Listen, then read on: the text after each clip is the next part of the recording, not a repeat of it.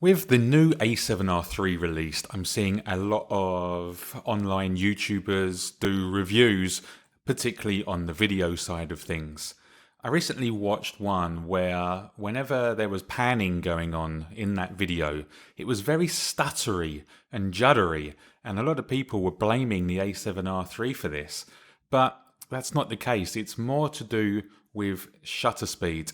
I won't mention the review in question, Matt Granger, but it was clear that the shutter speed was adjusted wrongly. Now, we all know, or we should all know, the 180-degree rule. So if you're shooting at 25p, you should set your shutter speed to 50p.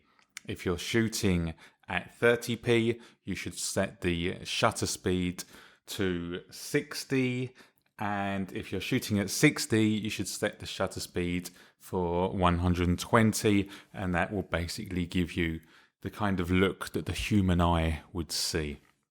But that's not set in stone, of course, and if you are in a pinch and you don't have an ND filter, if you're doing like a talking head and not whipping or panning the camera around ever so much, you can get away with letting it ride higher. Ideally, an ND filter is good, and that lets you bring it right down.